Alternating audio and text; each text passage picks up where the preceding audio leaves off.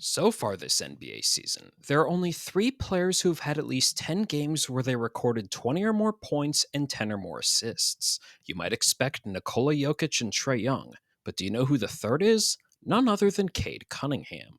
The former number one overall pick is quietly having an all star caliber season, where he's not only having a career year in terms of counting stats, but is doing it on improved efficiency.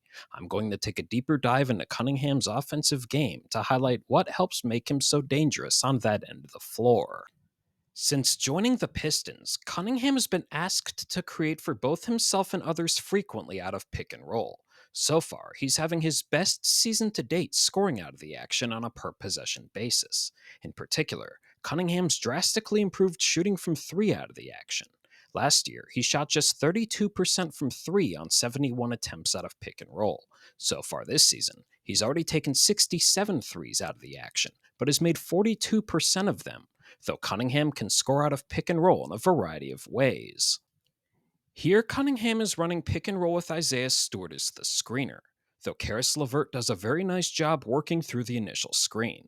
This makes Cunningham reset, and as Stewart goes to set another screen, Cunningham uses a crossover to create some separation.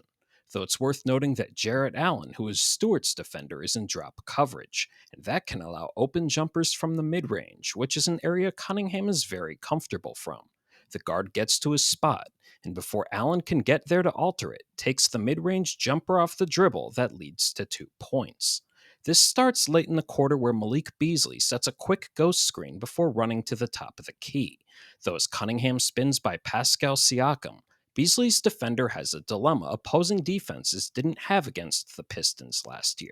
Do you help on Cunningham and leave open a big-time shooter, or do you let Cunningham get downhill? By the time Beasley's defender commits, Cunningham has a head of steam and uses a blend of strength and touch to finish with his offhand through contact. While Cunningham's displayed growth scoring out of pick and roll, he's shown drastic improvement creating out of it as well. Last year, he ranked in the 55th percentile in the action on a per possession basis, including passes. This year, he's in the 79th, as along with having the ability to create advantages, teammates have done a better job of capitalizing on them. Here, Cunningham starts in right side pick and roll, though as the screen is set, he picks up his pace as he works his way downhill. Now, as he's about to enter the paint, look at the defenders around Cunningham. You see the screener's defender who switched on to him, his initial defender getting back into the play, and a center rotating to help. Though if you look at the left wing, you can see Malik Beasley showing he's open as he drifts to the corner. Cunningham sees this, and it leads directly to the open 3. Cunningham here gets in the pick and roll off the initial handoff, though as he gets downhill, Bam Adebayo does a nice job of staying in front of Cunningham while also cutting off a potential lob attempt. For a second, Cade loses the ball and picks up his dribble, but now shows off his craftiness. He does a fake to get his initial defender in the air, and then takes a step in, luring in Adebayo for what looks to be a tough shot around the rim. However, Cunningham knows Jalen Duren is right there and drops it off to him for an easy layup. Entering the NBA, one thing that intrigued so many about Cunningham was his size as a point guard. Listed at 6'6", the 23-year-old uses this to his advantage. One area where he does this and has shown great improvement is scoring off post-ups.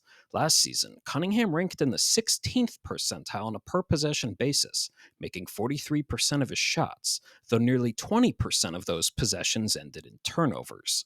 So far this year, he ranks in the 58th percentile and has knocked down nearly 54% of his attempts, with only 6% of his post-ups ending in turnovers. This starts with Cunningham being defended by Pascal Siakam, but Simone Fontecchio rushes in to set a screen. As a result, Cunningham is now switched on to TJ McConnell. McConnell's a good defender, but he's giving up nearly half a foot and 30 pounds in this matchup. Cunningham knows this as he starts backing him down from just inside the 3-point line, and after seeing a second defender rotate as he goes right, resets by going to his left and creates space for the uncontested layup. Cunningham brings the ball up here initially, but relocates to set a screen for Malik Beasley, though doing that also has Cunningham with the left side of the floor to himself. After getting the ball and facing up Rui Hachimura, he decides to post him up and slowly backs him down closer to the paint. though as that happens, he creates a sliver of space with a slight turn and hits the contested fadeaway jumper. The fourth year pro is even more dangerous out of post ups, including passes, where he ranks in the 84th percentile on a per possession basis, in part to the attention he attracts from defenses. Cunningham starts this post up with another size advantage going against Peyton Pritchard, though as he backs him down, Namias Queta rotates to help, and Drew Holiday has his hands full with Isaiah Stewart around the left baseline. However, if you look around the left corner, you can see Ron Holland starts to work his way towards the paint. Cunningham's patient and notices this, which results in 2 points off the cutting layup.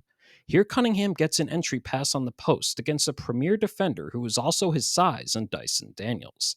As he backs him down, Tobias Harris cuts from the right slot. Now look how things appear as Harris sets foot in the paint. His defender is now in the general vicinity. Trae Young rotated to try and make a quick play at the ball, and Daniels is still defending Cunningham.